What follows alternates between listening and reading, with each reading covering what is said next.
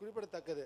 இத்தகைய அரிய வகை கனிம வளங்கள் சுமார் 3800 கோடி மதிப்புள்ளதை வெறும் 98 கோடிக்கு, அதுவும் 99 வருடம் நீண்டகால குத்தகைக்கு ஒரு தனியார் நிறுவனத்திற்கு வழங்கப்பட்டுள்ளதால் அரசுக்கு கோடிக்கணக்கான வருவாய் இழப்பீடு ஏற்பட்டுள்ளது. மேலும் சிப்காட் ஒரே நிறுவனத்திற்காக மொத்தமாக அனைத்து இடங்களையும் கொள்முதல் செய்த தொகைக்கே வழங்கியிருப்பது சந்தேகத்தை அளிக்கிறது. இந்த ஜவுளி பூங்காவை எதிர்த்து பொதுமக்களும் விவசாயிகளும் அனைத்து கட்சி பிரதிநிதிகளும் போராடி கொண்டிருக்கிறார்கள். போராடிய மக்களுக்கு கண் துடைப்பிற்காக இந்த அரசு ஜவுளி பூங்காவின் பெயரை மட்டும் சேலம் யான் கலரிங் பார்க் பிரைவேட் லிமிடெட் என்பதை மாற்றி சேலம் ஒருங்கிணைந்த ஜவுளி பூங்கா பிரைவேட் லிமிடெட் என்று மாற்றியுள்ளார்கள். பெயரை மட்டும் மாற்றுவதால் அரசுக்கு வருவாய் கிட்டுமே என்பது சாத்தியக்கூறுதான். எனவே இப்பொழுதாவது இதில் உள்ள முறைகேடுகளை கண்டறிய நீங்கள் ஒரு குழுவை அமைத்து ஆய்வு செய்து கனிம வளங்களை நாம் உற்பத்தி செய்து அரசுக்கு வருவாய் ஏற்படுத்துவதோடு இப்பகுதி மக்களுக்கு வேலை வாய்ப்பை கிடைத்திடவும், மேலும் சாயக்கழிவுகளால் ஏற்படும் நிலத்தடி நீரை பாதிப்பை அகற்றவும் நடவடிக்கை எடுக்க வேண்டுமாய் தங்களின் வாயிலாக கேட்டுக்கொள்கிறேன். மாண்புமிகு தொழில்துறை அமைச்சர். மாண்புமிகு பேரை தலைவர் அவர்களே, ஒரே ஒரு ரெக்வெஸ்ட், எந்த அரசாங்கத்தில் நடந்ததுன்னு கரெக்டாக சொல்லுங்க. ஏன்னா இந்த அரசுன்னு சொன்னாரு, அது எங்க மேல வந்துடக்கூடாது. இல்ல அந்த வார்த்தை அந்த இன்றைய அரசுங்கிறது, அந்த வார்த்தை முந்தைய அரசுங்கிறது, முந்தைய அரசு மாற்றி அவை குறிப்பில் பதிவு செய்யப்படுகிறது. இப்பொழுது இருக்கின்ற அரசு கடந்த மாதம் ஒரு உத்தரவை போட்டிருக்கிறது. சார் உங்களுக்கு அனுமதி கொடுக்குறேன் சார். மாண்புமிகு உறுப்பினர், நீங்க அமைதியா உட்காருங்க. இவ்வளவு குறுக்கீடுகள் இருந்துச்சுன்னா இன்னும் 6 பேர் பேச வேண்டியது இருக்குது. புரியுது? அதுதான். இல்லை இருங்க அவர் பேசி முடிக்கட்டும். நீங்கள் உங்களுக்கு வாய்ப்பு கொடுக்குறேன். நீங்கள் உட்காருங்க. அவருக்கு அவ்வளோதான், இங்கே பெல் அடிச்சிருவேன். அவர் டயத்துக்குள்ளே முடிக்கணும். இருங்க. மாண்புமிகு உறுப்பினர் நீங்கள் பேசலாம். மாண்புமிகு பேரவை துணைத் தலைவர் அவர்களே, ஓமலூரில் இருந்து மாண்புமிகு உறுப்பினர் நீங்க பேசலாம். மாண்புமிகு பேரவைத் தலைவர்களே, ஓமலூரில் இருந்து வழியாக செல்லும் மாண்புமிகு உறுப்பினர் கோவிச்செழியன் அவர்கள். மாண்புமிகு பேரவை துணைத் தலைவர் அவர்களே, கடந்த கால ஆட்சியில் ஏற்பட்ட இடர்பாடு அல்லது அதனால் ஏற்பட்ட இழப்பு என்ற ரீதியில் அஇஅதிமுக உறுப்பினர் பேசி வருகிறார். அவையும் கேட்டுக்கொண்டிருக்கிறது. ஆய்வு செய்ததை நாங்களும் வரவேற்கிறோம். அது மாற்றுப்பட்ட கருத்து அல்ல. ஆனால் அது சம்பந்தப்பட்ட ஆவணங்களை பேரவைத் தலைவரிடம் வழங்கி நீங்கள் ஒப்புதல் தந்து அது சம்பந்தமாக குறிப்பிட்டால் சபை குறிப்பில் இருக்கட்டும். ஒருவேளை இல்லை என்றால் முழுமையாக பேச்சை நீங்கள் அவை குறிப்பில் நீக்குமாறு திராவிட முன்னேற்ற கழகத்தின் சார்பில் வலியுறுத்துகிறேன். மாண்புமிகு உறுப்பினர் அவர்களுக்கு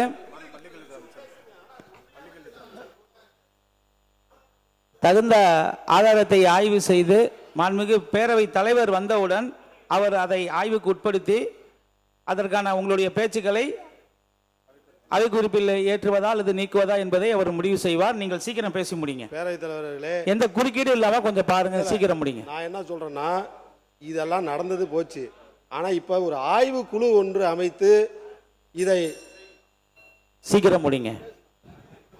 அரசுக்கு ஏற்படுகின்ற இந்த இழப்பீட்டை சரி செய்ய வேண்டும் என்பதுதான் எங்களுடைய கருத்து என்று சொல்லி, ஓமலூரில் இருந்து மேச்சேரி வழியாக மேட்டூர் செல்லும் சாலையில் உள்ள ரயில்வே பாலத்தை கடப்பதற்கு சுரங்கப்பாதை அமைக்க பணி தொடங்கப்பட்டுள்ளது.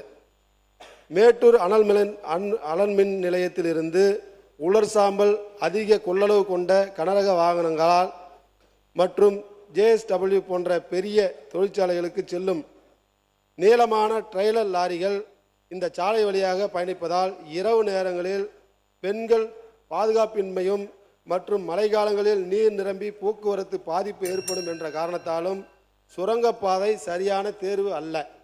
இது போன்ற கனரக போக்குவரத்து இல்லாத தொலசம்பட்டி சாலையிலே ரயில்வே மேம்பாலத்தை அமைத்துள்ளது.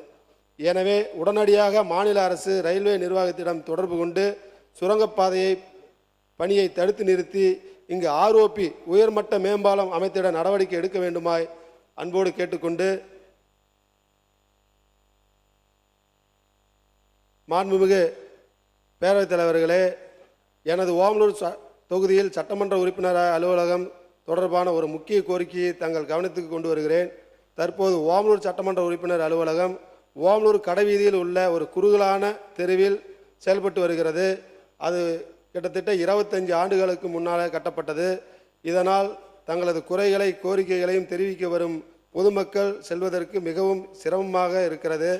வாகனங்களை நிறுத்துவதற்கும் அங்கு போதிய வசதி இல்லை. எனவே பொதுமக்களின் சிரமத்தை போக்குவதற்கு அங்கு இருக்கின்ற நெடுஞ்சாலைத்துறையினுடைய இடத்தில் மிக பஸ் ஸ்டாண்டுக்கு பக்கத்தில் இருக்கிற இடத்துல என்னுடைய சட்டமன்ற உறுப்பினர் அலுவலகம் கட்டித்தர வேண்டும் என்று தங்களை பணியோடு கேட்டுக்கொண்டு,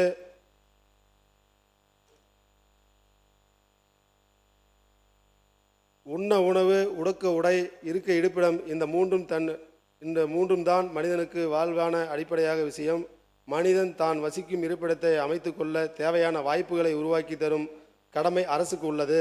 நாட்டின் பொருளாதாரத்தை பெருக அத்தியாவசியமான தேவை அடிப்படையான கட்டமைப்புகள். அதில் முதன்மை வைப்பது சாலைகளின் பாலங்களும் கட்டிடங்களுமே ஆகும். இதற்கு அடிப்படையான மூலப்பொருட்கள் ஜல்லி மற்றும் எம்சாண்ட் ஆகியவை மிகவும் அத்தியாவசியமாகும். இப்படிப்பட்ட தேவையான உள்ள இந்த பொருட்கள் சில நேரங்களில் கிடைக்காமலும் அல்லது விலை அதிகமாக இருப்பதாலும் அரசு பணிகள் காலதாமதமாகிறது. இந்த திட்ட மதிப்பிற்கு உயர்வடைகிறது. அரசுக்கு மட்டுமல்ல, மக்களுக்கும் தங்குதடையின்றி கட்டிடங்களை உரிய காலத்தில் கட்ட இயலாமல் செலவு அதிகமாக மேலும் கடனாளியாக ஆகிறார்கள். எனவே நாட்டின் அடிப்படையான கட்டமைப்பிற்கு தேவையான கிரஷர் வருங்கால தேவைகளையும் கருத்தில் கொண்டு அமைவதற்கு தேவையான இடங்களை அரசாங்கமே கண்டறிந்து கட்டுமான பொருட்கள் உற்பத்தி மண்டலமாக அறிவித்து அந்த பகுதியில் மற்ற குடியிருப்புகளோ சுற்றுச்சூழல் அனுமதி பெறுவதற்கு இடையூறாக உள்ள எந்த ஒரு திட்டத்தையும் உருவாக்க வேண்டாம் என்று கேட்டுக்கொள்கிறோம். மாண்புமிகு உறுப்பினர், தாழ்மையாக கேட்டுக்கிறோம். இன்னும் 6 பேர் பேச வேண்டியது இருக்குது. அதெல்லாம் நன்றி சொல்லி முடிங்க.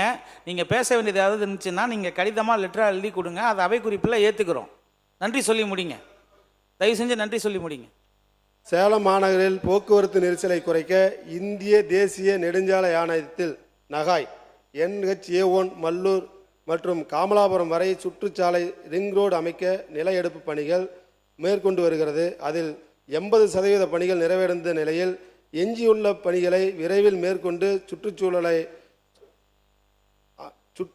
சுற்றுச்சாலை அமைக்க மத்திய தரைவழி போக்குவரத்து துறை இந்த அரசு வலியுறுத்த வேண்டும் என்று கேட்டுக்கொள்வதோடு, இதனால் சேலம் மாநகர் போக்குவரத்து நெரிசல் கணிசமாக குறையும். மத்திய அரசின் நிதியுதவியுடன் சேலம் மாநகரில் ஏர்போர்ட் போன்ற வசதிகளுடன் கூடிய பஸ்போர்ட் அமைக்க அண்ணா எடப்பாடியார் ஆட்சி காலத்தில் மத்திய தரைவழி போக்குவரத்து துறை மூலம் பணிகளை துவக்கப்பட்டது. இதுவரையிலும் அது இன்னும் துவங்கப்படாமல் கிடப்பிலே கிடக்கிறது.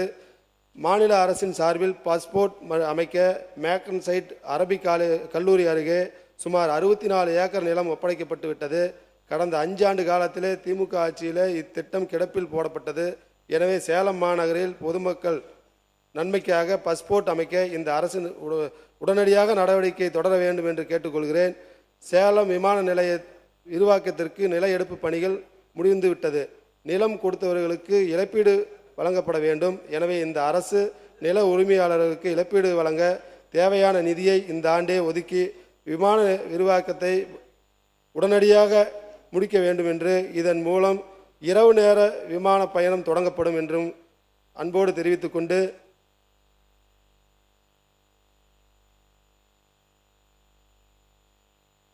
கடந்த ஆட்சி காலத்தில் நடைபெற்ற பொதுப்பணித்துறை மூலமாக விடப்பட்ட டெண்டர்கள் அரசு உறுப்பினர் இங்க பாருங்க, நீங்க வந்து இருங்க நான் பேசுறேன் உட்காருங்க நீங்க உட்காருங்க நான் பேசுறேன்.